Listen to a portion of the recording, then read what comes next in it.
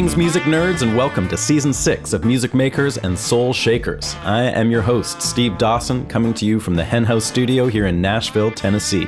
I'm really excited to be bringing you this new season of shows coming to you on the first and third Wednesdays of every month. I have a great lineup of fascinating conversations with incredible musicians, songwriters, guitarists, steel guitarists, drummers, composers, who knows what else. I've been having an incredible time diving deep with these folks, and I know you're going to enjoy listening.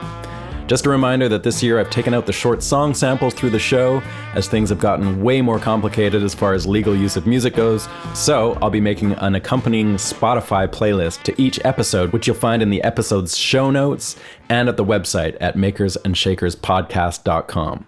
So anytime you hear this cute little slide guitar sound, you'll know there's a track to go along with it on the playlist. We have some new sponsors this year, but continue to be largely listener supported. Your help in keeping the show going is always appreciated, and you can do it with a one-time donation or a Patreon subscription. Patreon is a monthly payment of your choice, and when you sign up for that, you get a bit of added content as well as an ad-free version of the show to listen to. If you don't feel like kicking in any dough, that's cool too, but you can help by subscribing for free on Apple Podcasts or Spotify, or just spread the word by sharing the show, following us on Instagram, YouTube, Facebook, and telling all your pals about it. You can get links to all this stuff, of course, at makersandshakerspodcast.com. Meanwhile, many thanks to our sponsors this season. Please check them out and let them know that I sent you. They are Isotope, Ear Trumpet Labs, Union Tube and Transistor, Black Mountain Picks, and Spectra 1964. Hey folks and music nerds, welcome back to Season 6 of the show. This is episode number 124. Today, I am bringing you a conversation with one of the most legendary pedal steel players around. You may not know his name, or maybe you do, but his name is Russ Pahl. And Russ is one of the most recorded pedal steel players in modern times, as well as being in demand for his guitar and even his banjo skills, as we will hear. He's played on all those great T-Bone Burnett produced records of the past bunch of years, including the new Robert Plant, Alison Krauss album, but he's also recorded for the likes of Sturgill Simpson, Carrie Underwood, Dierks Bentley, Norah Jones, Blake Shelton, Orville Peck, Marcus King, CeeLo Green, Yola, Jim Lauderdale, Buddy Miller, and the list literally goes on and on. For someone as busy as he is, there's kind of a dearth of information out there on him, so we're going to fix that today. He doesn't have a website. He doesn't really have an internet presence at all, although he's made some cool videos lately of him playing. But he's had a really interesting career, from his early days cutting teeth in country bands around Minneapolis to crazily meeting Ralph Mooney at a gig, who introduced him to the pedal steel, showed him the pedal steel very first time. He moved to Nashville in the 80s and kind of struggled in the world of, recording demos and playing crappy bar gigs for years. But he managed to hone his craft and develop a sound. And I love that in this interview, he kind of says that for him, his career just wasn't ready to take off. It wasn't his time until he was in his 50s. He managed to score a gig with Dickey Betts in the late 80s, of the Allman Brothers, of course. And that led to more work with other songwriters around Nashville here, including Don Williams, which is super cool. And then Buddy Miller started calling him for his productions, and Vince Gill brought Russ in for his live band for about 5 years. And it seems like after about 2000 or so, the floodgates just kind of opened. And when somebody wanted a steel player here in Nashville that didn't play the same licks as everybody else and had kind of a creative approach, Russ was the guy to call. Russ and I met up at the Russell Hotel here in East Nashville, and we had a great conversation and get into all that stuff. And we also nerd out a bit on aspects of his steels, his instruments, his amps and effects. It's all quite thrilling, really, and we're going to jump right into it. Usually at this point I tell you where you can find more info on the folks on this show, but Russ really has no website, and I don't really know where to direct you to. But if you want to see his massive list of credits, which is pretty epic, you can go to allmusic.com and look him up there. Before we get going, I'd just like to shout out the following folks who made donations or signed up to the Patreon over the last couple of weeks: Jim Davison and Ashley Reed Smith. Many thanks, guys. I could not do it without you. All right, let's get down to it. Enjoy my conversation with Russ Pahl. Well, thanks for doing this. Sure. Yeah, sure. I'm a big fan. I play steel as well, so we're going to talk a little nerdy. Okay, that's I don't good. usually get too nerdy on this podcast. Okay, It's okay. general like recording and music Yeah. and stuff like that. But Well, with steel players, I've had some steel players on, and we get pretty. It's early in the year, so we can, we have some free nerd points. All right, good. Before we start with anything else, you were just, when we were blabbing here before we started, you were talking about winding pickups. Right. Do tell. Do you have like equipment for that, or do Oh, you just... yeah. Actually, it's getting more elaborate, but I've been doing it about 10, 12 years. Scared me yesterday. I looked into a box of, kind of my pickup graveyard, and I saw that, boy, there's a bunch that I wound that didn't work. And then I realized there was a whole other layer underneath it. There was about, so there's hundreds of them, but... guitar pickups and steel, or guitar pickups and steel pickups, and I've rewound some steel pickups. I kind of got my own take on steel pickups these days. Real low output, kind of like the old Fenders. That's what I'm looking for, something like that, because I've gone through like 2 or 3 during COVID. I started getting like really into trying to find tones and whatever, right. And I swapped them out a few times, and all the new ones are so hot. Yeah. And it just like, it's not like, I end up having to put a pedal that can actually turn the guitar down before the amp. Right. Well, I don't know the history too much, but pedal steel pickups, I think started out on the cooler side. Yeah. Like the old Fenders. Yeah. To get nerdy, they're around 10,000 ohms. Mm-hmm. And, a guitar pickup, like a Telecaster pickup, might be 6,000 or 7,000 ohms. Right. That's kind of standard guitar range. A humbucker's in there. But that's where the original Fender steel ones were? Around 10,000 or so. Okay. And they started ramping up, and, a lot of the modern steel pickups are like, 15, 16, 17 to like 22,000. And, these numbers are all pretty loose, but kind of the hotter you get a bigger sound, more low end, but more mid range, and you start losing high end. But what I've, over the last probably 8 or 10 years, I've sort of been scaling back, and I'm a guitar player too. Yeah. So I got frustrated because I wanted to play my steel guitar through guitar pedals. Yeah. And it just freaks them out, right? Yeah, just nothing really sounded good. The distortion always sounded just real ganky, and I started experimenting, and then a number of years ago, I as a hobby started kind of messing with winding pickups, and now I'm winding a pickup that I've been using now pretty much exclusively for the last 3 or 4 years, which is about 10,000 ohms on my pedal steel. And it's all about scale, because if you have a 15,000 ohm pickup, you play through it, you set your Fender amp on about 3. That seems to be where the thing is. Well, with the 10,000 ohm, you just put the amp up one more notch, and it kind of makes up for it. But in the process, before the amp, you can run through like guitar pedals, and suddenly that's what they were designed for. So suddenly they start working they become real friendly. Yeah. I've had this weird thing the last couple of weeks where, I don't know if you've ever experienced this. I've been, I took everything out of the chain just to see what was happening, but I ran my steel into a pedal. It actually happens with all pedals, and into my amp, and it's okay. It's way too hot, but it's okay. But if I plug it into a DI, the volume goes up by like 20 or 30 dB. Wow. It's like some crazy thing that's happening in the impedance, maybe? Yeah. I don't know. I don't know that stuff well enough but it's weird. To be honest with you, I don't know much about it either, but I think I know what I like to hear, so I just keep playing around, and I've found that there's a lot of this stuff you can do without blowing stuff up. I've blown up my fair share of equipment over the years, but I'm just I've got a pretty knuckle-headed approach to the whole thing, but I find that I don't quit till I get what I want. So you just keep doing it and keep doing it, and eventually you start to see the patterns. And So how did you come across the equipment that you need to wind pickups? just get online. In fact, I just bought a tensioning device. Usually you just feed it with your fingers, and I was having some issues. Yeah. And I started digging, and I realized there's a whole industry out there of coil winding. Coils, which is what a steel or what a pickup is. Yep. But also coils are in anything electronic, and they wind really fine wire. And there's this whole industry of equipment for coil winding. Oh. And so I found a used one on eBay for like $80, a tensioner, which is made for some industrial use. But I found one.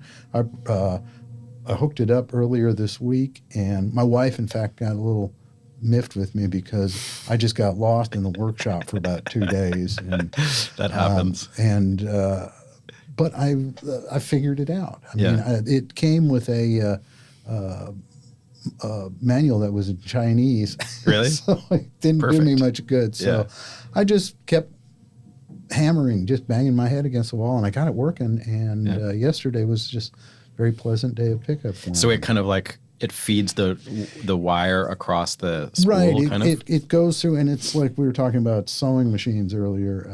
It's just all about, it goes around a bunch of little wheels, and some places it's just each one gradually controls it a little more. So it's never in one place, right? But there's a little friction, and you get to where you can control it. Yeah. Amazing. And you can adjust it, and then you find the sweet spot. Yeah. And all is great. So how much experimenting did it take to find that you could build a pickup that you were like, yeah, this is the shit, man? It took a while. Yeah. Boxes of pickups. But so you were rewinding old pickups. I was rewinding old pickups, and then I bought a milling machine a few years ago, a little milling machine. You're in deep, man. Well, my dad was a machinist. I grew up with this business. I don't know what I'm doing, but I grew up in the machinist culture. So I was able to make my own bobbins.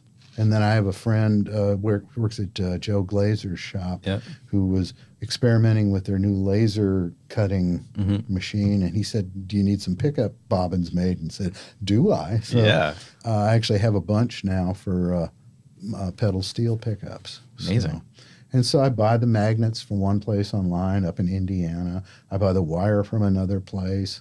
I just sort, the internet is used to be, there was a place in Nashville called Randolph and Rice, which was a electronics shop where all the studios went to and everything.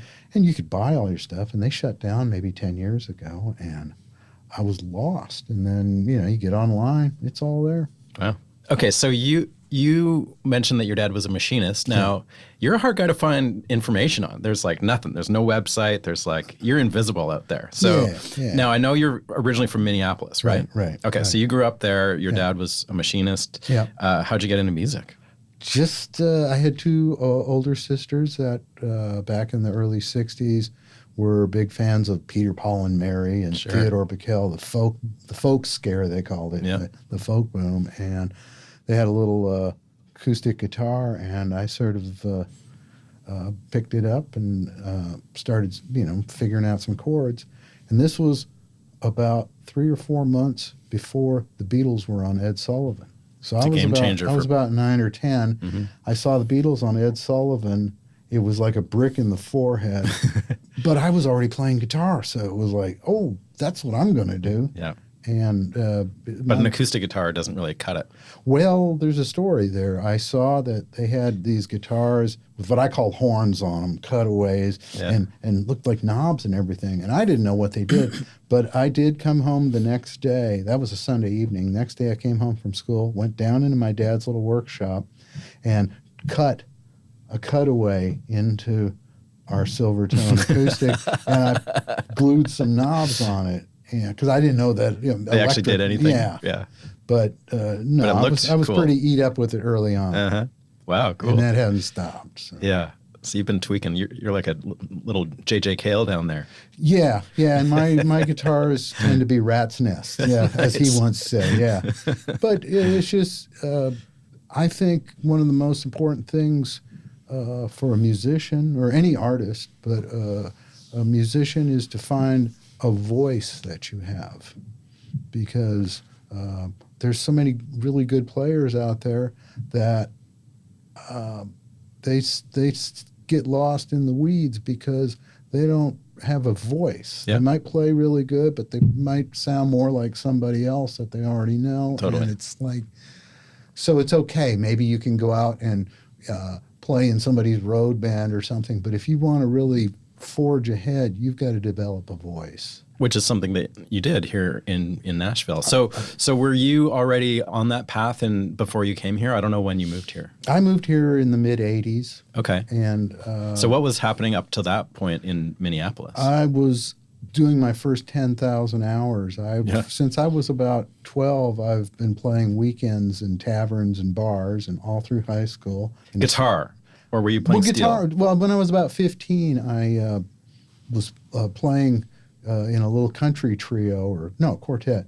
And we had a regular Sunday night gig at this ballroom where they had a deal with a booker that these Nashville bands were coming through town and generally had Sunday nights off, so they'd book them there. So at this ballroom, well, we were the house band kind of, so we would open, play a warm-up set, and then between their shows play another set. Oh, wow, cool. And one night, a guy named Win Stewart from California came and played. This is in the 70s? This is like 1967 maybe. So he's like kind of in his prime then. He's current. Yeah. Well, he had a guy playing in his band, very interesting, and Paul Brumley? No, Ralph Mooney. Oh, Ralph Mooney, right. Ralph was just out on it, he just, I think they were old buddies, so it was a good excuse to go out and drink. But Ralph came up to me after our first set, said, "Kid, you're playing the wrong instrument."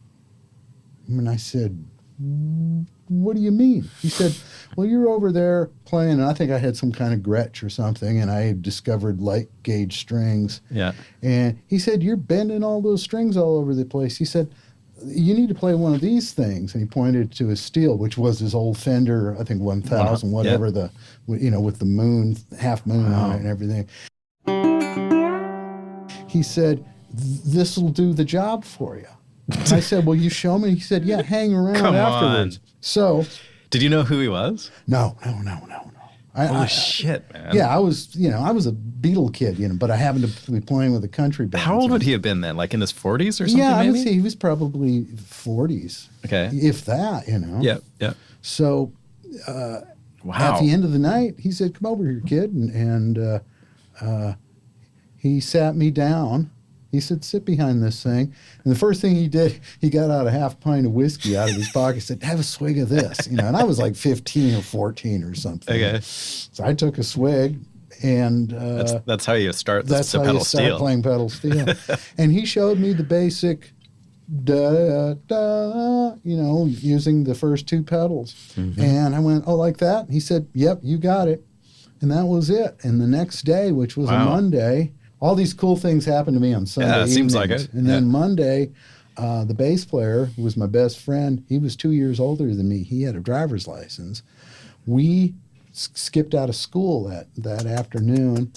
Somebody had said there was a pawn shop in North Minneapolis. We were out in the western suburbs. And we went down to this Buddy Rhines pawn shop, in the dark bowels of North Minneapolis. Sounds sketchy. And, yes. And there was this pawn shop run by a little person. I guess, we called them midgets at the time. He played steel guitar, and he ran this pawn shop. He had a homemade two-pedal pedal really steel. Short one? No, this one. He stood up and played it, kind of. But wow. It was just something he had in his pawn shop, and somebody had told me that there was a steel guitar there. So I bought this homemade used pedal steel that afternoon. Amazing. And Friday night, I was playing it at the gig. Was it a 10-string or what was it? It was a 10-string. Yeah. It had two pedals, no knee levers. And first thing I did was realize I didn't like the sound of the pickup, and I pirated a couple of Fender single coil pickups. It was 10 strings, so I just put two of them side by side. Sure. And, so that began really early. But wow. And I took right to it. I wasn't Yeah. playing anything fancy, but I got it. It made sense to me. So you sort of fashioned the steel so it had two pedals, no knee levers. Right. Were you, did you get pretty deeply into the whole steel thing quickly? Like, were you learning stuff off records? I was kind of learning stuff off of hippie records and stuff, and then like Garcia stuff, or well, this was almost that. before Garcia. So I remember the Youngbloods. Elephant Mountain. No, was it Elephant Mountain? There was another album, but they had a couple songs with primitive steel on it. Good print. I love. Who would have played on that? Their keyboard player, a guy named Banana, who's actually he. I did a gig with Banana. Oh, cool! Yeah. Well, he played steel. He played steel, and it was very rudimentary, but it was effective. It was very effective. Yeah. In fact, going back a little further than that, I think it was before I started playing steel, the Love and Spoonful's first single, "Do You Believe in Magic," had the guitar riff, dun, dun, dun, dun, dun, which was a steel guitar riff. Really? Well, to me it was. Okay. It was that whole tone. Yep. And he wasn't bending it, but he was playing it like aping. And the first time I heard that, I was with my older sister was driving. My mom was in the front seat. I was in the back seat, and the radio was on. And that song came on the radio, and it resonated. So I jumped over the seat to turn it up. And still to this day, that is the essence of what pedal steel is that whole tone change, that first pedal. Yeah. That's where that's where it all is. That's what it's all about. Everything else is great. The A pedal. The A pedal is just, it's the apex. It's the whole thing. Now, you only have two pedals on your steels. Yeah. So you don't have the C pedal. I did for years. But you just never used it. I just never felt it, I could get it tuned right. It felt awkward, and I always thought, man, somebody, this ought to be on another pedal or something. That the fourth string should, raise independently. Yeah. So maybe 10, 15 years ago, I just put it on an E lever. So what levers do you have on your steels, or are they different? Well, I have 4 levers. Yeah.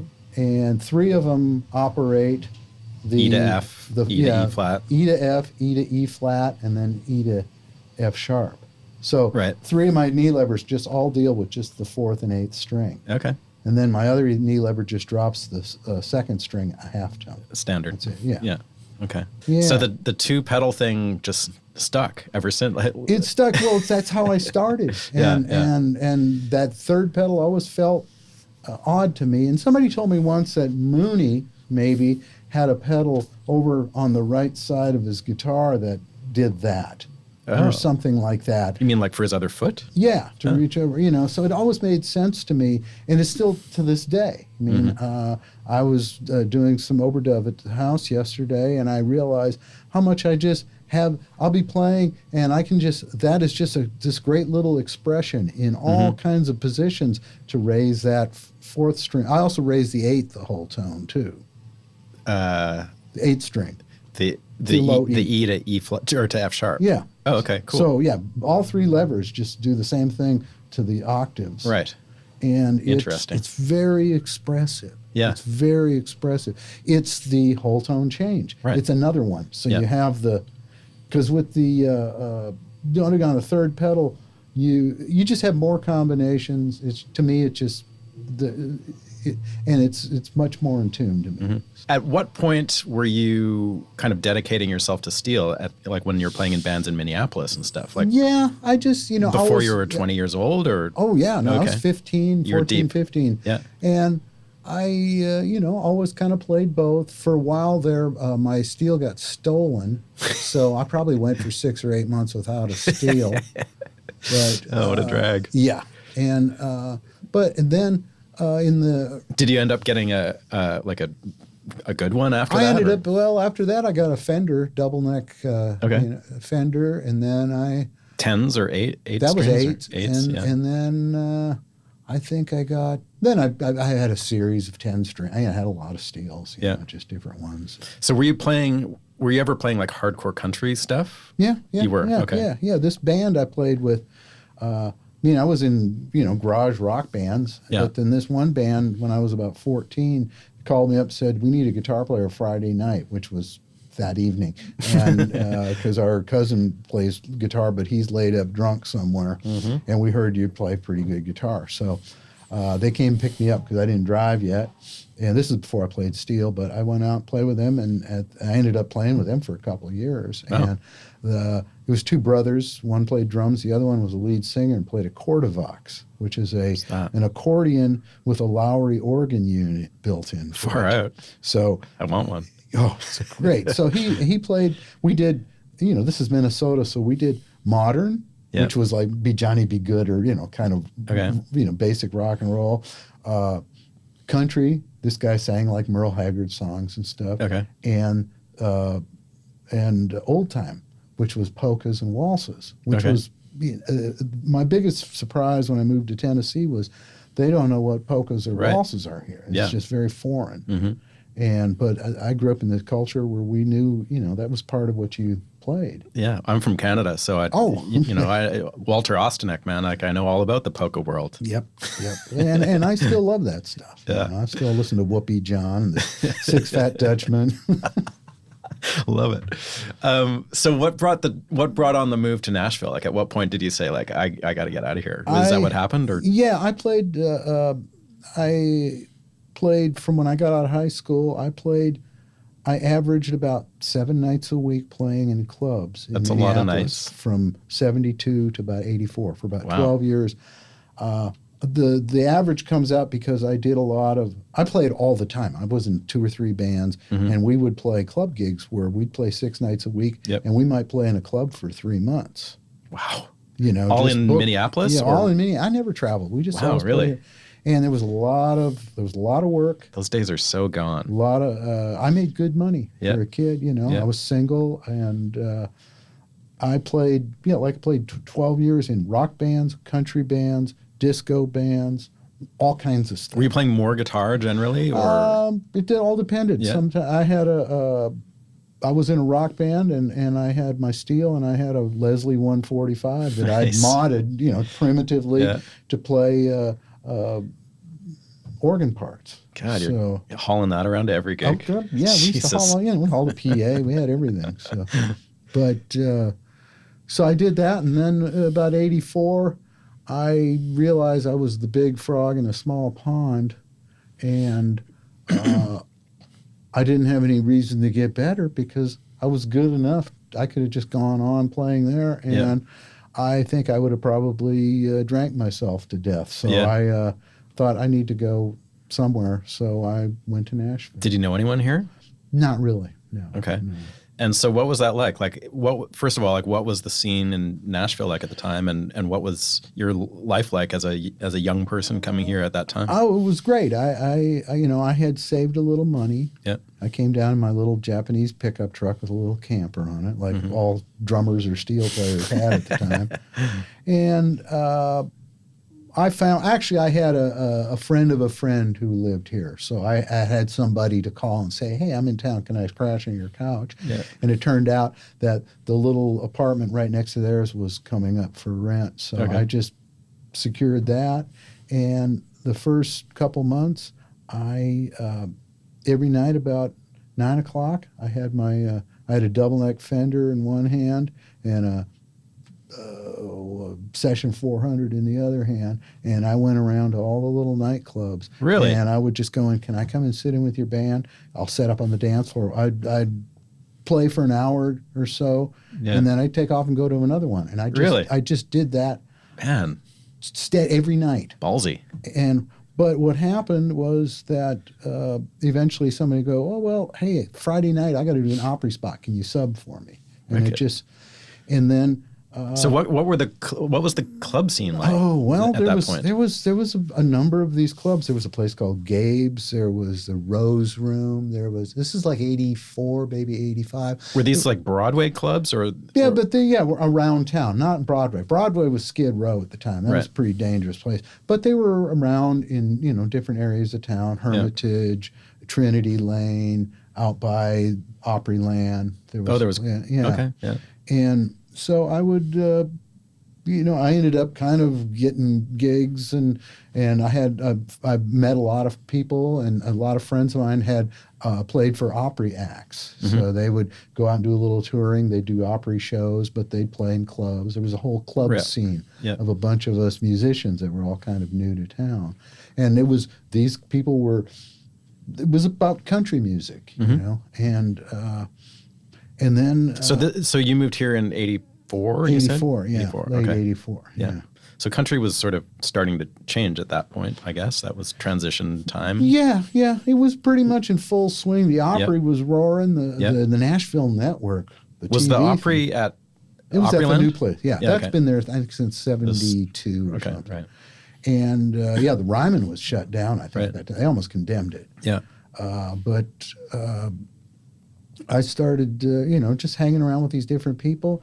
And then I started, somebody said, you need to meet songwriters, because I wanted to be a session musician. Okay. So that was a goal. That was a goal. And Yeah. I recognized that I would probably have to go through a process. And I realized, well, maybe I need to get like an Opry gig, which I never did get, but maybe a road gig. And early on, I started getting to know songwriters, because I heard if you can play on demo sessions, then people will hear the demos and go, I need that guy. I need that guy. And I thought that would happen really fast. Well, it's not that fast, but it did work. But so I started getting to know songwriters. And how? Just showing up at like rounds and stuff? Yeah, just, through where a friend introduced me one night at one of the bars. Here's a guy named Dave Gibson, who was, writing some hit songs at the time. And we became pals, and I started playing on his demo. So I played guitar. Or demos that he was doing, like, were people at home at this point, or were they using Music Row studios and stuff? He had a publishing deal, and we would go. Was it Gene Breeden's? Oh, I'm trying to. Anyhow, it was a studio with an old 8-track Ampex that only 7 tracks worked, and you could punch in, but you couldn't punch out. It's limiting in a cool way. So yeah, so that was the kind of stuff, and we'd spend days there, and that's where I met Craig Wiseman, who's one of the biggest songwriters ever. Well, that was back when he was playing drums in a club band, and we became friends and wrote songs together, and we would find free studio time at these little rundown studios and work on recording and stuff. So then through a friend.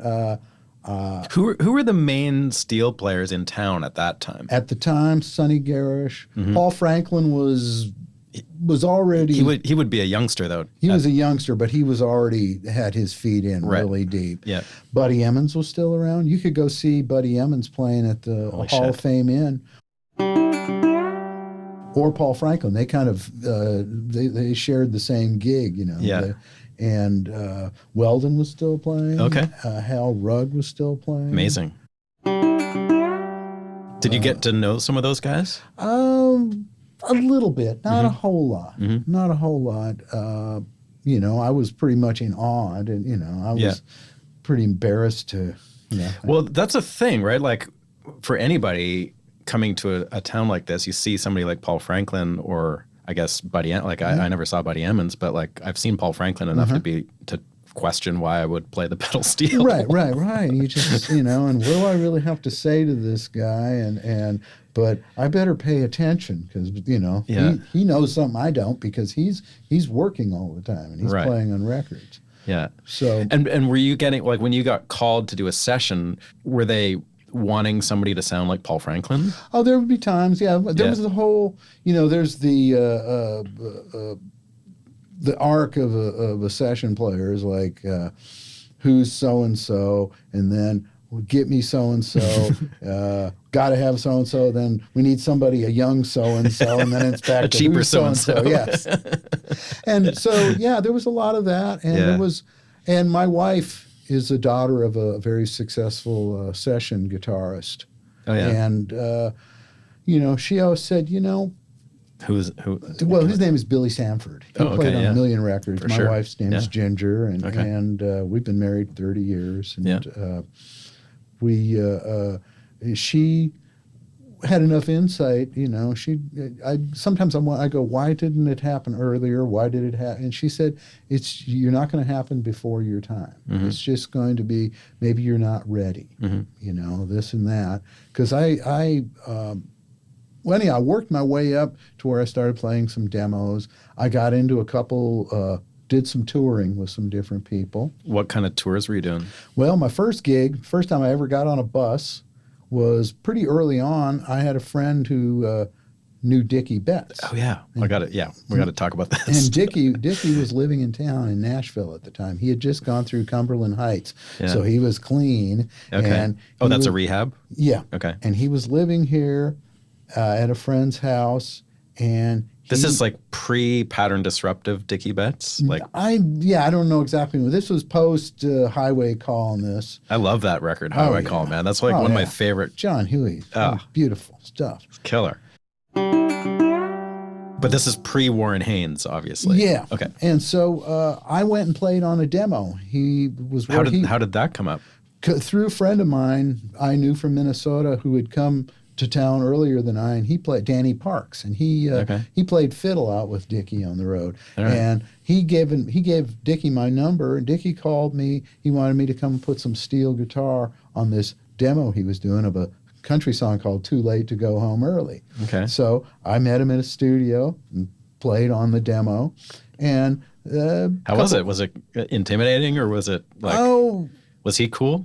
He was cool. He was great. He was great. And were you just overdubbing, or just overdubbing? Mm-hmm. And I don't remember it because I was probably so scared, and, just so in the moment. But how long after you moved to Nashville did that happen? This was a couple months. It was that happened pretty quick. Yeah. So, and I guess Dickey Betts wasn't exactly like a hot commodity at that point either, no, right? He was kind of in a slump. Yeah. And he was hooked up with a management here in Nashville, so he kind of wanted to do a country thing. Yeah. I mean, that's what he was sort of doing up until the late 80s. So a few weeks later, his management called me and said, Dickey's going to go to some tours. You want to, how would you like to go out? I said, yeah. So I went out for, better part of a year. Wasn't Vassar Clemens in his band for a while? That was earlier. Okay. This one, John Yudkin played fiddle. Johnny Neal played organ. Wow. Okay. It was a really good band. Yeah. And we had between the fiddle and Johnny Neal and the keyboards and the steel and Dickey, we had all the Allman Brother parts worked out in 3 and 4 parts. Amazing. It was really cool. You were just playing steel for him? Just playing steel. The whole playing night? Steel, yep. Wow. So, because he was playing so much, and it was just... But you would play like Jessica? And we played Jessica, play all that stuff. All the Dickey... Pretty much, I was playing the parts, and then I was playing what I called expression in places, but I didn't really do much soloing or anything. That was leave that to Dickey, and I kind of underplayed in that end. Yeah. But how loud was it? It was pretty loud, but I was, he was loud as hell. I mean, he had a Marshall 50 watt with JBL speakers. Oh my God. Yeah. And he was, when he was on, he was very mercurial. So it was like he was either the best in the world or pretty damn lame. It just depended on his mood. Really? Yeah. And he was dabbling in sobriety, and I think the whole thing was a challenge for him. Yeah. But I worked with him for... Was that like hardcore touring, or was it pretty sporadic? No, it was just we'd go out for a week here or there, but it was cool because we played mostly kind of rock clubs. What kind of, like a few hundred people at that point, or was it bigger than that? It was bigger than that. We played like the Stone Pony in Asbury Park. Some, I don't even remember the name of the clubs, but it was my first time on a tour bus. It was great. Yeah. I was young and that's super cool, man. What a great gig. So then I came back to town and kept clubbing and stuff, and then I ended up working with a guy named Michael Johnson, who was a singer who had a couple Nashville hits. He was more of a kind of a really cool folk singer. Yeah. And did that, and then I worked with Don Williams for about 3 years. Wow. I was the only steel player to ever play on the road with him. He just called you? This Michael Johnson, we opened a short tour for Don up in Canada, and I got to know the guy. That's where I met my father-in-law. He was out playing guitar with him, and I became friends with a few of the people in the band, and the next year they called me up and said, well, Don would love to have you come and play in the band. Wow, so cool. I went and did that. I did that for 3 years. Yeah. And that was great. Great band. Like 3 full years. 3 full years of touring. Wow. And one of the best road bands you'll ever. I mean, they played so soft. It was my first realize that you do not need to play loud. Right. And so at that point in your career, what were you playing? Like what kind of steel and what kind of amps were you playing? Well, when I was still in Minneapolis, I had a friend named Clem Schmitz who had a steel guitar store called the Steel Guitar Emporium in Minneapolis. He was an Emmons dealer, and he's an ace Emmons mechanic. He's written a book on it and everything. Yeah. And so I really got heavily into push-pull Emmons guitars. Okay. And so I bought one of the last push-pulls made before they went early over to 70s or? This is late 60s? No, this is early 80s. Oh, early 80s. Like okay. 80, 81. They're still making them then, eh? Yeah. Okay. And this is one of the last ones. I still have it. It's a beautiful guitar, heavily modified, of course. Yeah.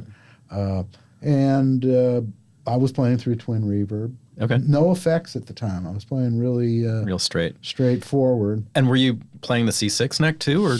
When I came to Nashville, I would go see Paul Franklin and Buddy Emmons and realize I never understood the C6. I could play stuff on it. I could play, but I never really got into it. So it's kind of disheartening seeing those guys. Yeah. I took the back neck off, sold the parts to Clem, and I kind of paid my rent for a few months with the parts. So I guess I have to say I paid my rent with a C6 for a few months. Literally. Bad little joke, yeah. But so you just had a hole in it, or you put a pad in it? I had a hole in it. It's still got a hole in it. Wow, cool. It's great. Yeah. But so yeah, and I've been a push-pull guy. I still am. Yeah. I met Jeff Surratt and started working with him maybe 10 years ago. I would kind of have these design ideas, and he's humored me, and he's built me 3 or 4 guitars, and that's mostly what I play now is one of Jeff's guitars. So what are they called? Show Pro. He's Show Pro. Okay. Yeah. And so like anytime I've seen footage of you, which there isn't a ton of that I know of, but there's like a pink one. Yeah. That's one of them. That's my main guitar. That's your main one. Okay. So here's what I've noticed about it. Obviously there's 2 pedals. There's volume and tone controls. There's 2 pickups, right? There's 2 pickups on it. There's Do you have a pickup selector, like a telly kind of thing? Yeah, I've got a 3-way switch. I designed the guitar. One of the first people I met in Nashville was a guy named Steve Hinson. Mm-hmm. Met him like the first night I was here. We just, and we were like brothers from different mothers, you know. And he was telling me he loves to play old Emmons single necks. Mm-hmm. And he said, I think they sound better because a double neck is basically 2 single necks seamed together. It's 2 different layers, and it's a smaller soundboard, but the single neck is actually about a 2-inch bigger soundboard. Ah. And so I got this idea. So the pink guitar is a single neck, but it's a big flat. It almost looks like an old Fender some ways. Yep.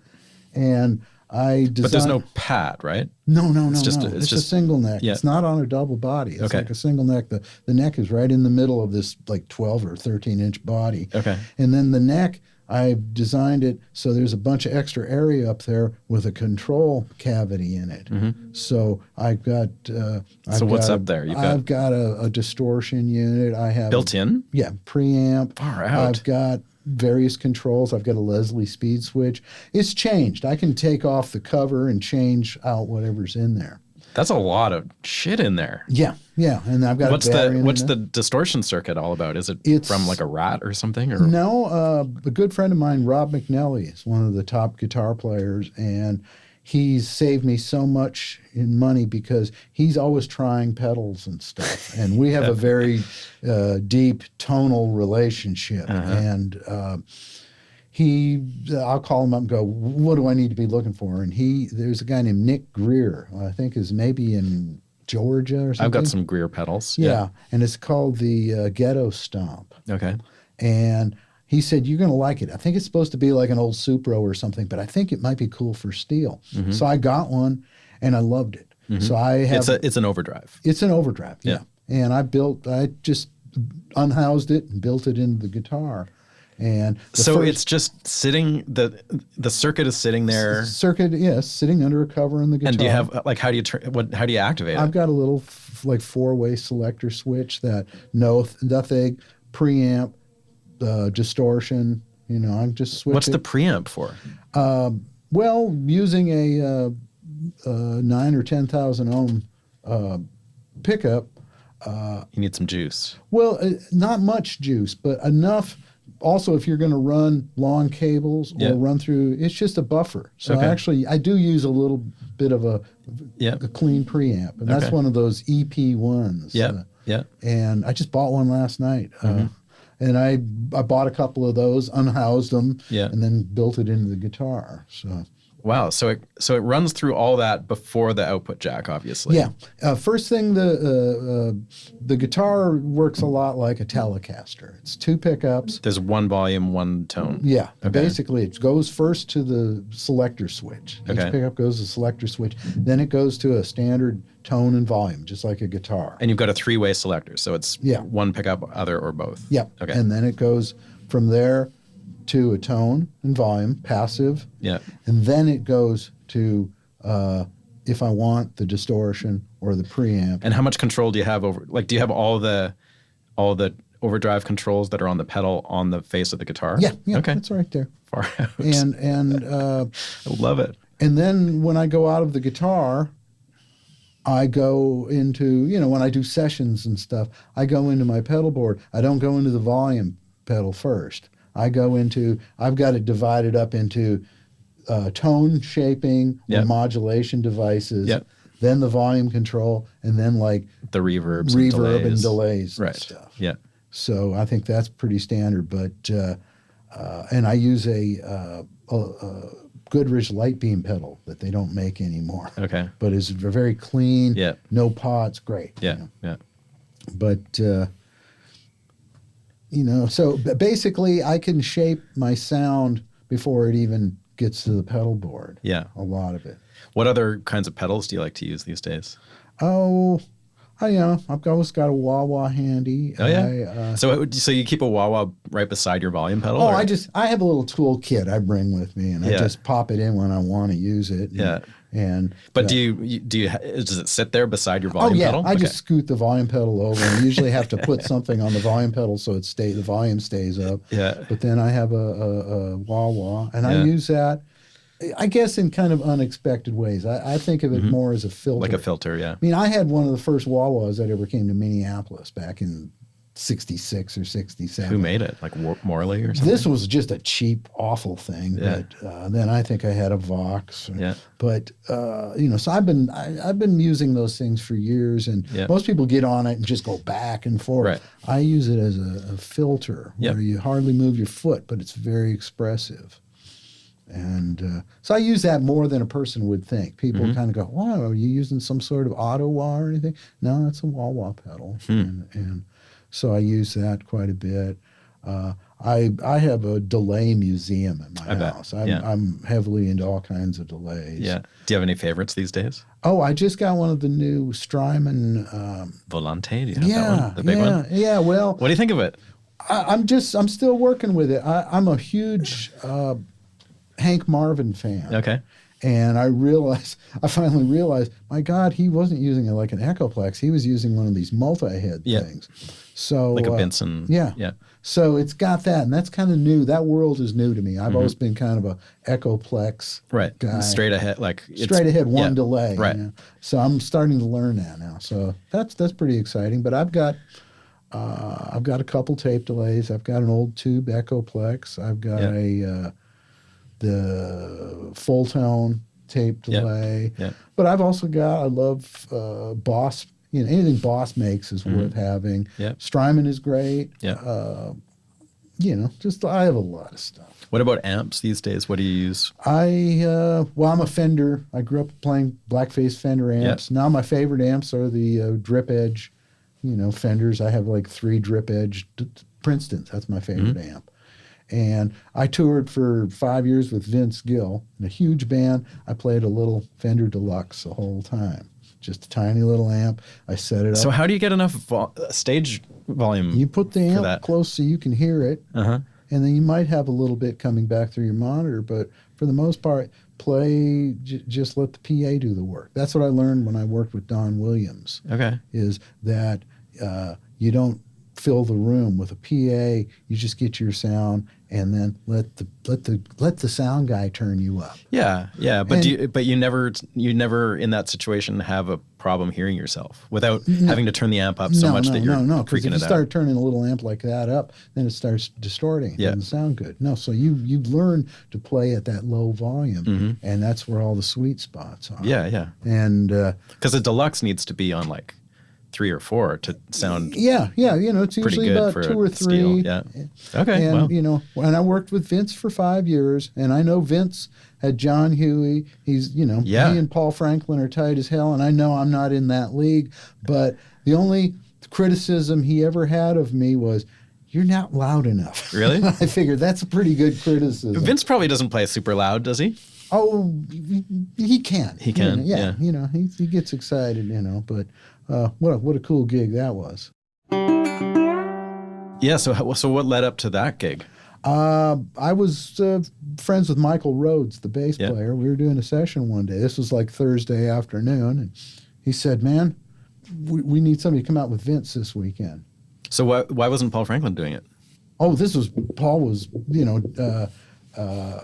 Or he was out with Dire Straits or something no, at this he point? was just doing sessions. Okay, He was yeah. still, so I ended up going out, and I ended up being there for 5 years. So, Wow. And it was great. I mean, one of the greatest. That was like in the 90s or? No, this was about 2005, I think. Oh, wow, somewhere. okay, yeah. Till about 2010 in there. Wow. And we toured quite a bit. And, I mean, what a dream gig for a steel player. Right.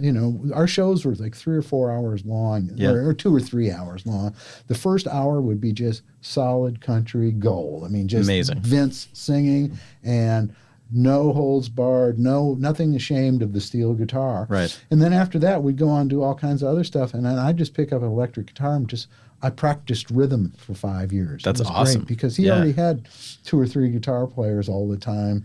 And so what I played on guitar was pretty incidental. So I just would sit and practice rhythm stuff. But for the first hour, the pressure was on, but got to play honest-to-God country steel guitar. Were you playing old songs and stuff, or was it was all Vince older all the catalog Vince stuff? catalogs. Right. Okay. Yeah. I mean, he had 8 million songs. Oh my God, yeah. So it was, and you never knew what he was going to do. You never knew what key it was going to be in. Yeah. The keys would change all the time because of how he was feeling. Uh-huh. We would do the Opry.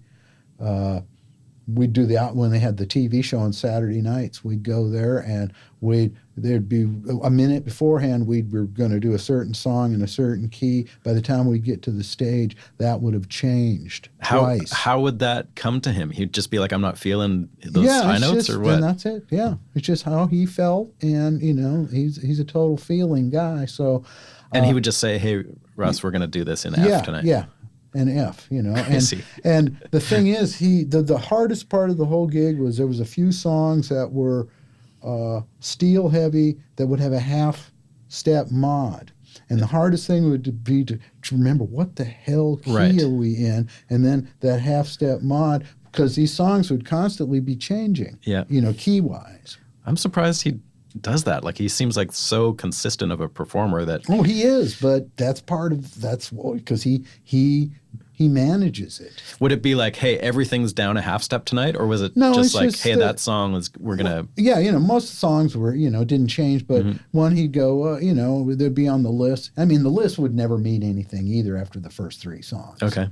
Because he would start, Just go by feel. Yeah, Yeah. and a lot of times just as there was one of his big hits with a steel introduction, and it was just like, just as the count, he'd go, yeah, E flat tonight, or whatever. So Awesome. it was good. It was a real challenge. You really had to be on your. Did you play on any of his records? No, never. So you were just the road recorded guy with for him. A bit frustrating. And then when I left, that's when Paul Franklin kind of, I think. That's when they kind of started. Things were started, but he'd been recording with me. They were, already. So that was always a bit of a frustration, but I understand it, So it would come time to make a record and you just wouldn't get the call. Right. Okay, weird. Yeah. Oh, no, that's pretty common. That's how it goes. But I mean, You were a road guy. I was a road guy. Okay. Well, I'm playing a lot of other people's records. Right. Yeah. But before that, you did the thing with Dickey Betts, like a bunch of touring. At what point does the session thing really start ticking for you in Nashville? The early 2000s. Not till then. Yeah, no, I'd be out with Vince, being his road player, but at the time there'd be like I'd be playing on a top 2 songs on the charts. Yeah. But for somebody else. Because you were playing on, you've got that interesting thing where you're playing like on all this pretty hip alternative kind of stuff and all T-Bone stuff, but then you're also playing on super commercial country stuff too, right? Yeah. Like the roles are different for steel. And but that's what I love because I guess I have a short attention span, and I like to think that I can go in and play what's appropriate for the situation, and that has served me really well. Yeah. I mean, the first time I worked for T-Bone Burnett, you just mentioned him, was a situation where I had friends who were kind of in his crew. And so what project was it that you did first with him? It was they had already done the Raising Sand album. Yeah. And they had already, I'll get, 10 Grammys or whatever, all that business. Yeah.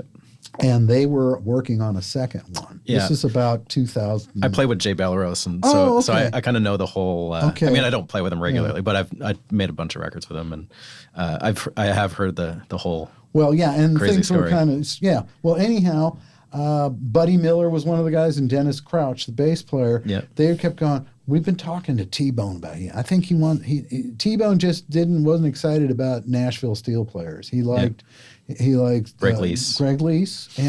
But he was in Nashville, and finally one night about 10 o'clock, Buddy Miller calls me up and said, "Can you get over to Sound Emporium pretty quick?" And I said, "Yeah, I'll be there in a half hour."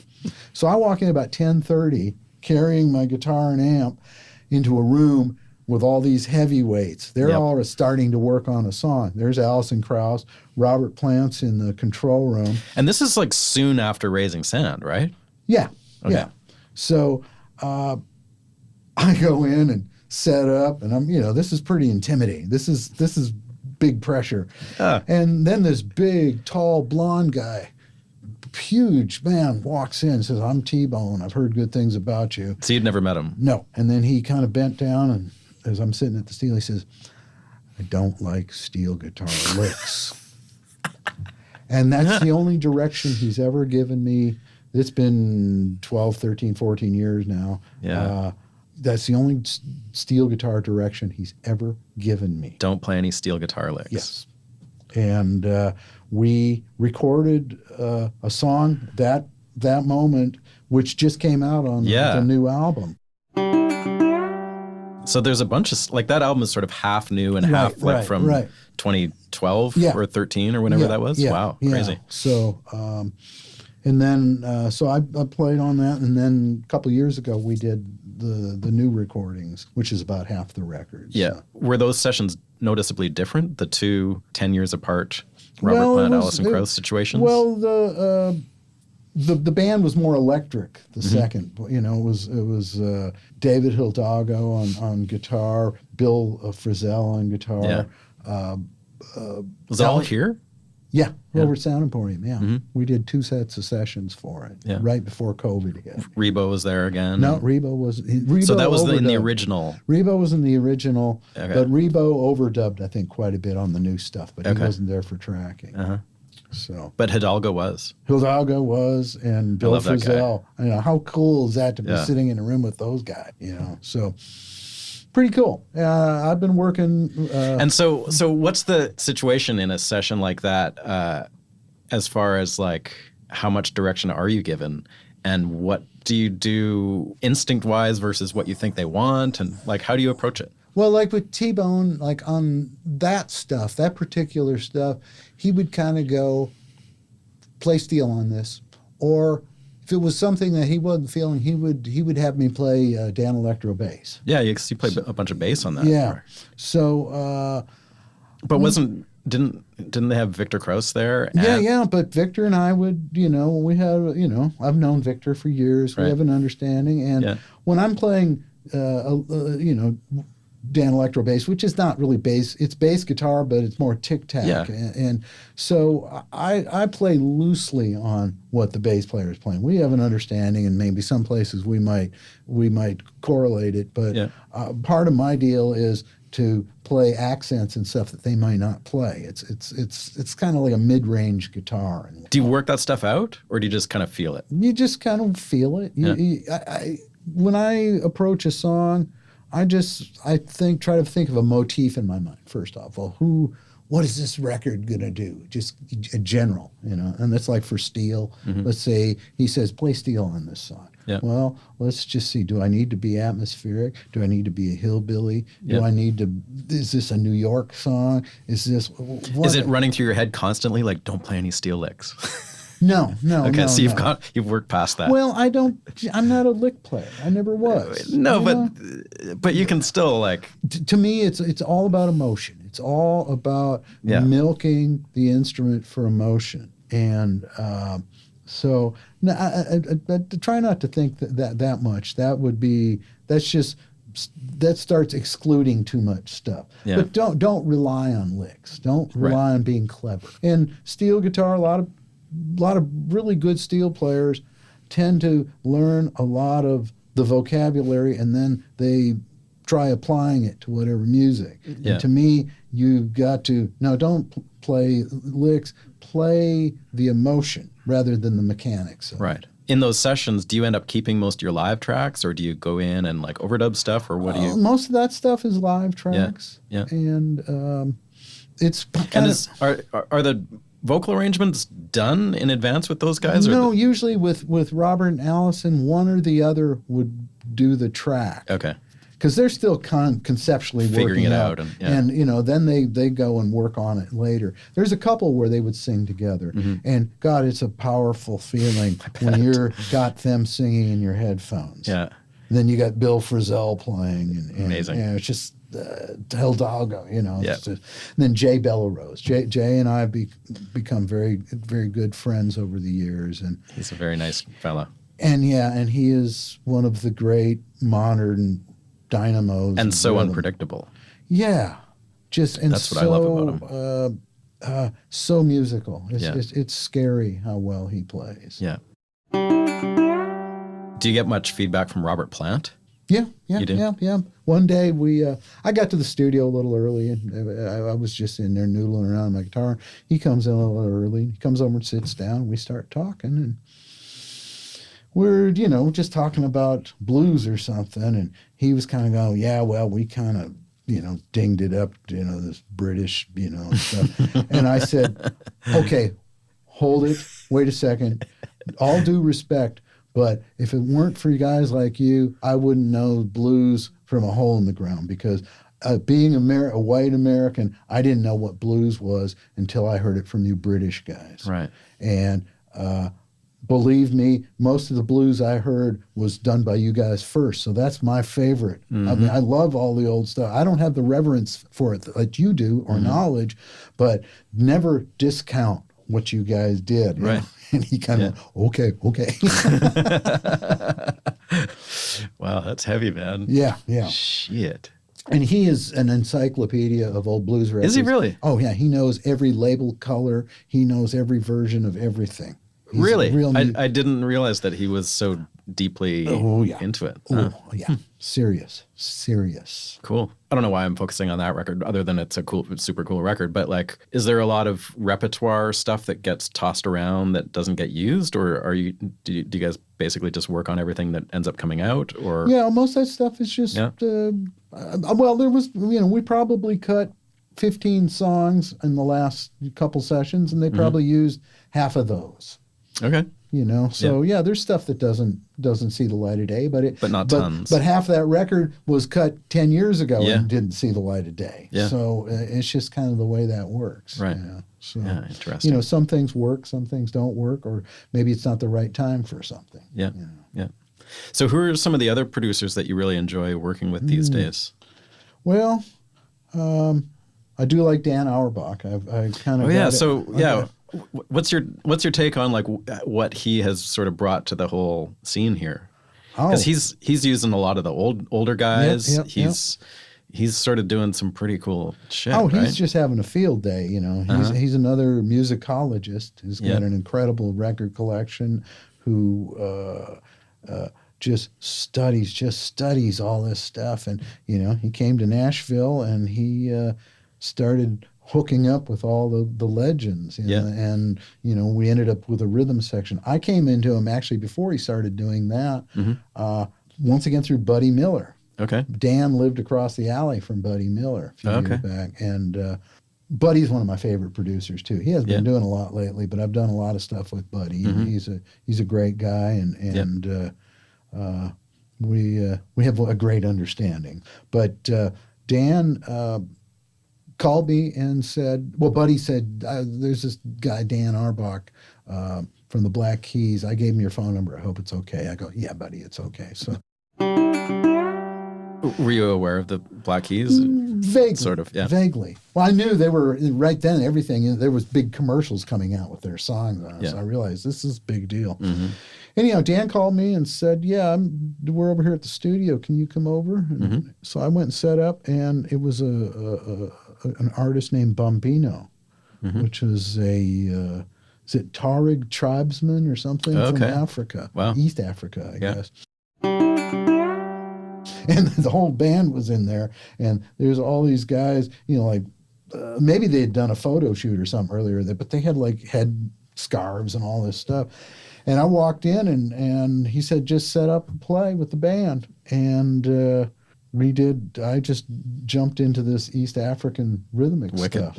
Yeah, it's a good fit. I mean, yeah, absolutely. So there was already guitar players in that band? Yeah, he's a guitar player. Bambino's is great. You know, he's sort of the Santana of and very rhythmic, odd.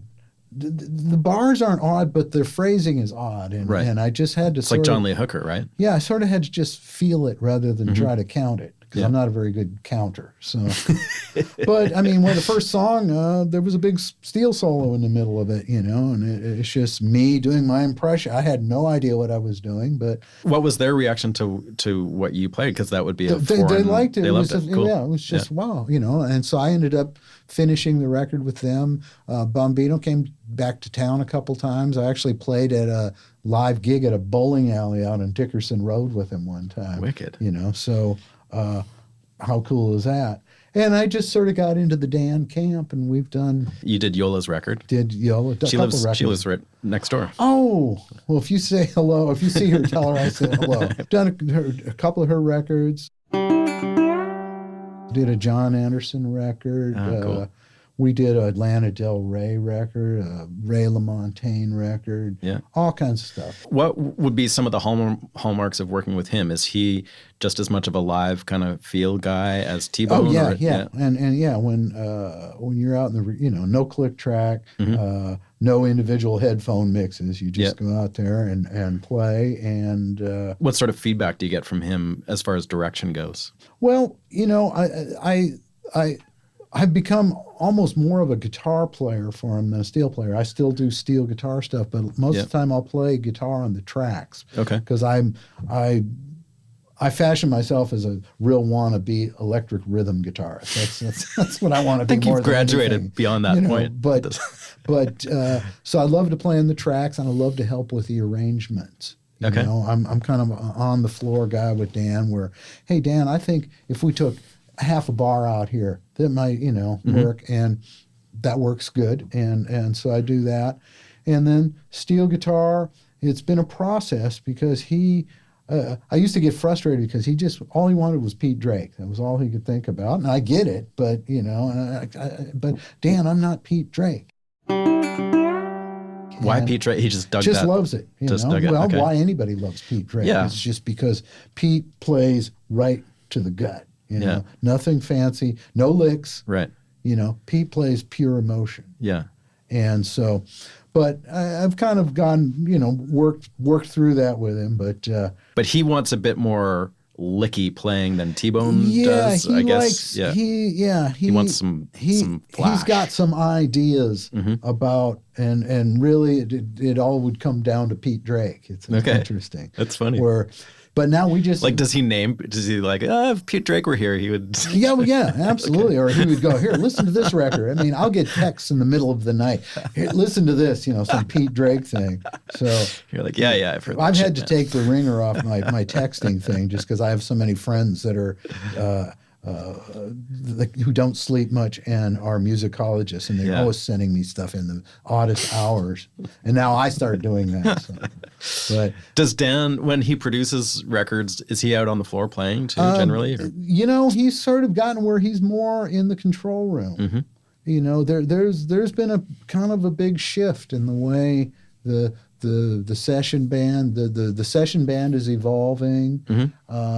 I've been through probably 10 years of doing records there, and he's over on 8th South? 8th Avenue. Yeah, right.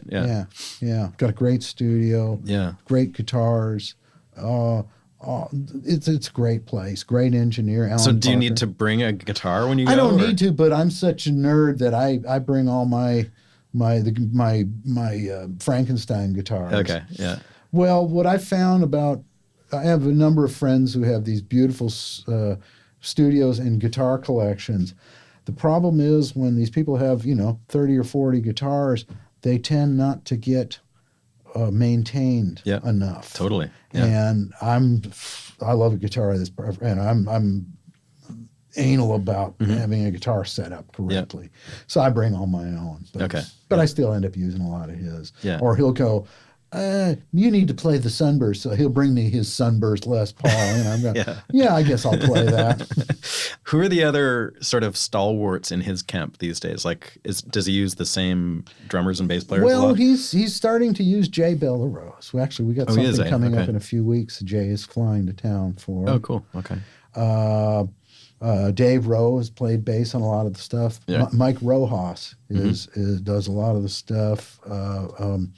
Sam Bacco on percussion, Gene Chrisman, Billy Sanford, my father-in-law. I sort of snuck Billy into that camp, and so it's. How old would he be now? Billy just turned 82 the other day. Amazing. He's doing great. He's recovering from a little knee surgery right now. He still plays. He plays. He's like the world's oldest teenager, and Amazing. I've got to say. I'm very fussy about guitar players. I'm very critical of guitar players. Yeah. Billy, I think, is one of the most incredible natural guitar players I've ever heard. I sort of parallel him with, of all people, Jeff Beck. Wow. I think he's in the same class as Jeff Beck as far as he plays totally inspired from the hip. Mm-hmm. He can play. It's like he can play anything he thinks of.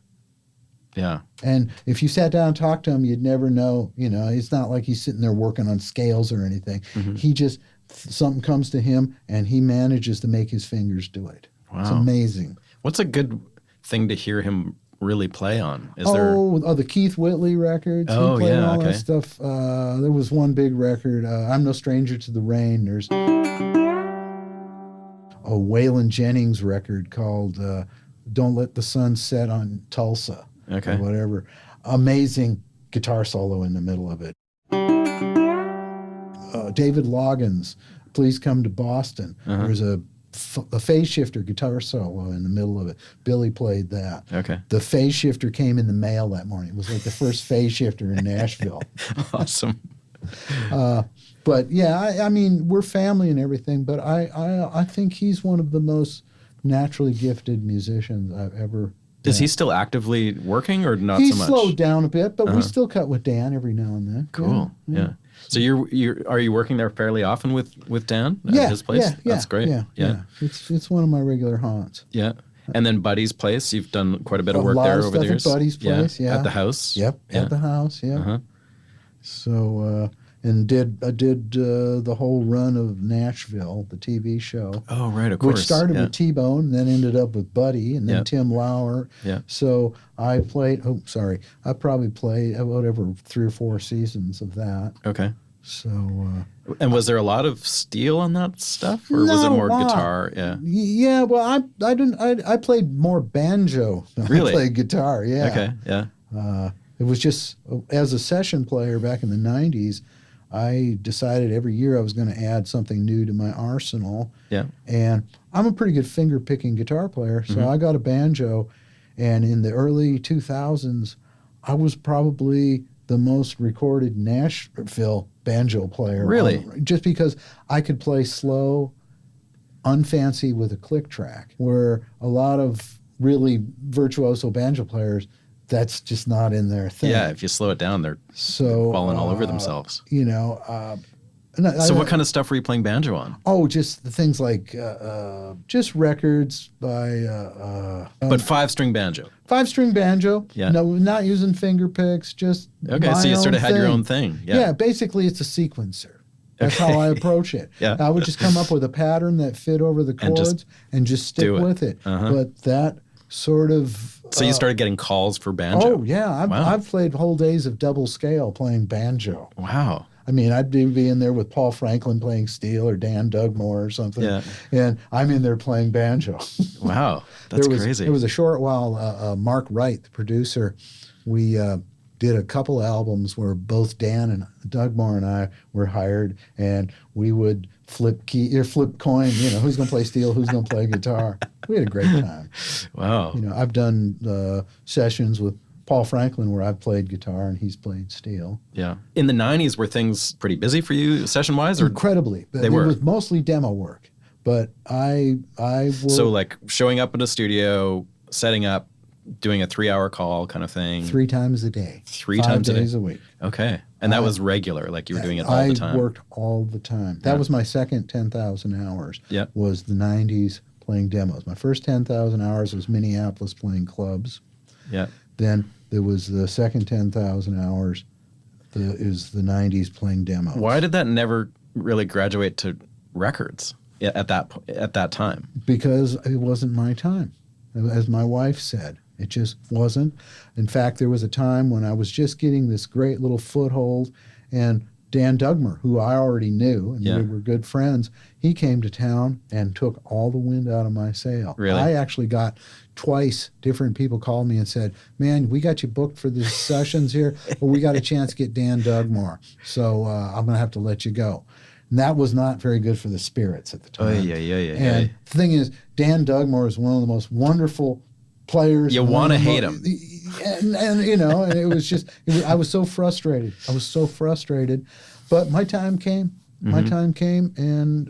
So would you say that was like maybe a stylistic thing where what he did was kind of more desirable at that time, whereas now like it's kind of more like what you do time? I think what it was that part of it... Because you're very different players. Yes. Well, we're both kind of the hippie, Right. steel, but he just came to town at the right time because he had played with James Brown and Linda Ronstadt, and that's what everybody wanted their records to James sound Brown. like. I mean, James Taylor. Sorry. Okay. James Taylor and Linda Ronstadt. And he just was had that California element. And So he came to town and he was just like gangbusters. Oh, here. he came to town, he came to town with a full booking, Holy shit. So, and boy, it just broke my heart for Really? several years. I mean, Yeah. it was hard. But eventually, I started. So was the demo thing a grind or was it cool? Oh, it was a grind. It was Yeah. college. It was all of the above. Some days it was horrible. Yeah. Some days it was great. Yeah. But I decided I needed to. That was probably the late '90s. I realized I need to really develop my own voice, and that's when I started putting pedal boards together, started rewiring guitars, rethinking how pedals. I had already approached steel guitar more as a guitar player in a lot of ways, but I just took that further and I started doing delay things on tracks where where I wasn't even playing steel guitar stuff. I was playing stuff that they might do a sequencer, but I was figuring out how to go do that live. Back before you could dial the BPMs, you had to, tap it in there. Before there was tap, but I had a vision in my head. Okay, you need to do that, and I just saw it through. I kind of had a 5-year plan. I said, I'm going to try to invent a new way to make this instrument fit the changing music scene. Were there some landmark recordings in your mind of your own work where you feel like that started to really come together? Oh, I don't know if they're, stylistic. There was just some hit records that made a difference. Gretchen Wilson's records. Oh, yeah. She came out of the box and there was like 3 or 4 #1 records off that one album. So who was producing that stuff? Mark Wright. Okay. Mark Wright.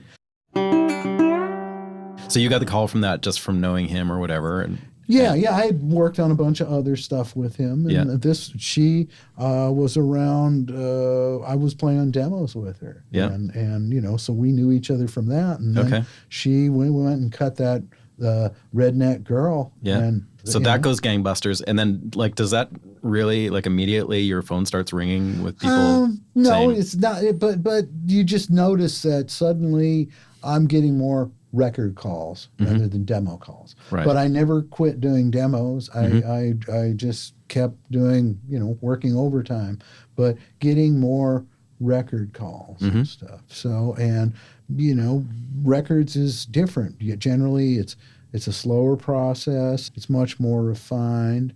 Sometimes it can be so detail-oriented, frustrating. It's just like, good God, this is beyond perfect, and then some of it just with Mark Wright, we go in first take, here's your record, and they'd be kind of loose and, but that's what made it a hit. But I just, gradually realized, wow, I'm actually playing on records now. You don't really play on demos and stuff anymore, do you? Well, I did up until COVID. And then when the COVID thing hit, I was just at that point, I had just got old enough to get Social Security and my pension, and I thought, well, at first with COVID, I'm just going to hang out at home. I'm not going to risk going off to sessions right now. So I kind of ended up retiring from a certain level of playing. Yeah. And if people would call, I would just recommend my younger friends because they need it more than I do right now. Yeah. And so I've sort of, without actually stating it, I sort of got out of that strata of playing. Probably worked really well for you. Yeah, and also I was one of I like to think I was one of the first digital remote overdubbing pioneers. Oh, yeah? In this town. Back in the 90s, I was starting. I had a hard disk recorder. Yeah. I had a FTP site. Heavy. I learned, and I'm not very computer literate, but I learned enough to be able to do overdubs. And I serviced Canada. I was playing on more records in Canada. Through who? Just people I knew from playing on demos, and they go, man, can you play on this and play on that? So who did you play on with from Canada? Jason McCoy. And, the country stuff. Yeah, the country stuff, yeah. I did so much of that through the 90s and early 2000s that I got tired of it. And I officially retired. I sold my recording rig. I said, I don't want to do any more home overdubs. Well, COVID changed that. Yeah. Are you doing some of that again? Oh, I'm doing a lot of it now, I'm doing it on my terms. It's great. I used to just, I don't know. I got frustrated with it, and I've got a system where frustrated. Why? Just the lack of any sort of. Well, part of it at the time, so much of the music, I'd be getting these, rap soundtracks. Put steel on this, make steel fit in this, and I'm just going, I don't understand this music. And nobody's there to. Right. Yeah. And having to second guess it, and then I used to try to send back an edited perfect piece. Now, what I do is, first off, I know most of the people now that send me stuff, and COVID gave it a license. Now I do records. I do stuff for T-Bone now at my house. Oh, you do? That would have never happened before. Yeah. But yesterday I worked on a piece for a a movie thing he's working on, and it just said, "Can you give me an alternate version on this pass?" So I do that. Cool. And did you play on the George and Tammy stuff? That's it. Yeah, we're still working on that. All right. And that was great fun because I bet. we got to go. I think it'll be out by the time we air this, so I think we can talk about it. It's been great fun because. That's an ongoing thing? Yeah, we've been working on it for the last 6 months, and it's still going on. You're not on the show, though, are you? No. Okay. I think I'm too old. I realize some of the other younger guys. My friend Jamie Dick's playing drums in the show, I think. Yeah. But I think they back then they wouldn't have had anybody that old. Okay. Yeah. Who's that white-haired guy? No, it's been great fun. It's been great doing the forensics of all that George and Tammy stuff. Yeah, man, that'd be fun. And as it turns out, my father-in-law was the session leader on all the Billy Cheryl sessions. Oh, Billy. shit. So I've got so it ended up that one of the producers from the show ended up calling me, and I've been sort of a pipeline for information about background for the sessions and stuff. Awesome. Through Billy and people like that. And are you going for like a sound-alike thing or not exactly? A lot of it is sound-alike, but as T-Bone said, I don't like steel licks, so I never really copied Pete. I just did my. Who plays steel on that stuff? Oh, it was Pete Drake. Always Pete Drake. 95% of it. Lloyd Green played on a little bit of it. But how do you play on something like that and not play any steel licks? I guess I see what you mean. Like it's not lick-oriented playing as much as... I was playing impression, and then I know most of those songs just by osmosis. Right. But it's been really fun. Like I just did, we did Stand By Your Man, and we did a really good version of it. And I did my impression of the record, Yeah. Well, they just sent me the track without steel on it again. It says, we're going to use this in another scene where it's a live scene. Can you just give me an alternate steel take, like a live player? So it was like, okay, now how would the road player play this? Right. And different like psychology. A little drunker. Just probably a little busier, a little more like, hey, listen to me. So I did that, and that's interesting. Yeah. So I just did that yesterday morning out at the house. Wow, that's so cool. It's just, it's interesting how deep you can go with all this stuff. So do you have a little setup at home that's permanently sort of there? Ready to I go? just got a little, when COVID first hit, I called, I've got a guy up at Sweetwater Music I buy stuff from, and I said, I need a computer. And he said, man, we're just really, everything was like gone. Supply. And he said, we've got like one iMac here. And I said, send it to me. And so I just have this little iMac and a little Apogee, and I set it up on my kitchen table. Or sometimes we have a little place in Kentucky, and then we have a little condo in Donaldson. So sometimes I'll bring it, I put it all in a big storage bin, plastic storage bin, and that's my portable studio. Wow. But it does the trick. I mean, the Strymon makes a little thing called the Iridium. Oh yeah, is that cool? Oh, it's badass. Really? I mean, I'm a real hardcore amp guy, but I do most of my recording through the Iridium. Does it just sound like a Fender amp? Sounds like a Fender amp. I end up using the Vox model a lot because it just, I don't know if it sounds more like a Vox, but sometimes that's just the sound. It's a little different sound. I like that a lot. But is it supposed to sound like a mic'd Fender amp? Is that the idea? It has 3 settings. It's got a Fender setting, a Vox, and a Marshall, and then like 3 different speaker models. Okay. And it's great. It just doesn't, it's like it doesn't do anything. It's just kind of makes it sound believable. And I've used it with some very discriminating engineers. When I had my amp along, I said, let's try this. And they're kind of going, oh, okay. And then they go, hey, you sound like you. That's all that matters. And so at the house, I can set up, my wife can be sitting, next to me doing puzzles or something. And you're on headphones. And I'm on headphones, and I'm over there clanking, the clanking of the steels. It's real believable. Strymon. They make some cool shit. Yeah, if they put something out, usually by the time they put it out, it's pretty well figured out. Yeah. They're proud. Yeah, that Flint pedal for me has been the one where it's like I never don't use that. Yeah. Every other pedal I have changes, but that one's always there. I'm pretty critical as far as tremolo goes. Yeah. And it's pretty damn good It is tremolo. pretty damn good. Yes. Yeah. I really like the brown, the bias tremolo. Oh, yeah. Sounds amazing.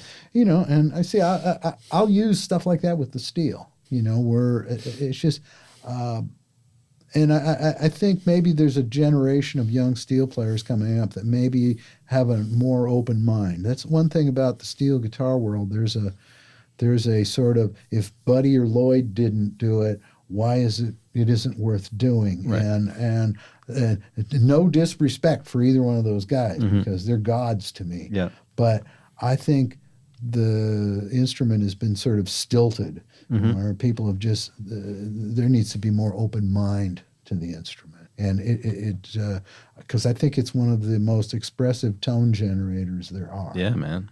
And I guess that's what my mission is, to just open those doors. And I think there's players that do wacky things, but they're kind of missing maybe some technique in the process. And I still think you need to have a good basic working knowledge of the instrument, but I also think you need to have an open mind and don't be afraid to try this stuff. Yeah. And check, suss out your situation. Right. I think Paul Franklin calls it reading the room. And it's the perfect expression for it. it just depends. You get in and see, what am I needed here? What is our little mission statement here today?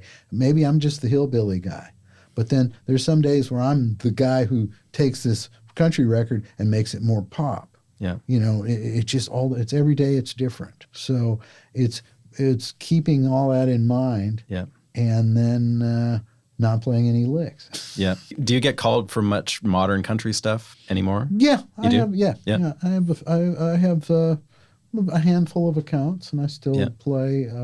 And with that world, do you find, like, my impression is that they kind of want steel, but they don't really want steel? Yeah, a lot of it is kind of cut and paste, where you'll just go in and record stuff, and it won't be where you put it originally. They'll cut and use, cut and paste, which is fine. You know?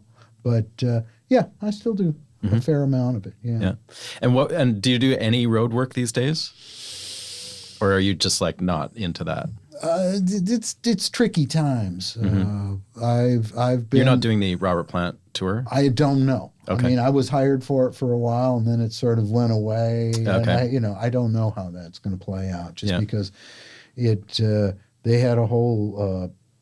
We were supposed to start this next month, and then COVID sort of. Did they shit can some of this stuff? Yeah. Yeah. So I haven't heard. At this point, I'm not in the loop. You would tour with Robert Plant? No, that would be. Well, I would love to be out there with Jay. Yeah.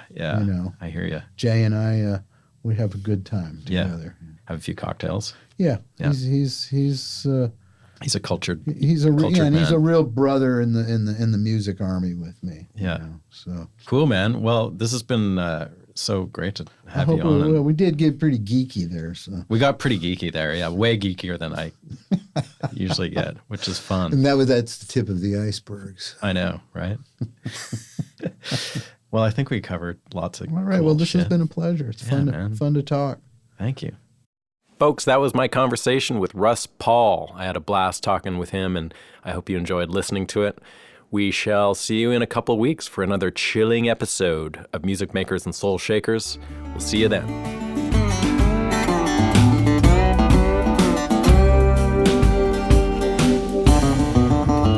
Music Makers and Soul Shakers is produced at the Hen House Studio in Nashville, Tennessee by Steve Dawson. Please remember to subscribe to the show and follow us on Instagram, Facebook, and YouTube. You can find more info on this episode, including show notes and an audio playlist at makersandshakerspodcast.com. Thanks again to our amazing sponsors this season, Ear Trumpet Labs, Union Tube and Transistor, Black Mountain Picks, Isotope, and Spectra 1964. Thanks for listening, and we'll see you next time.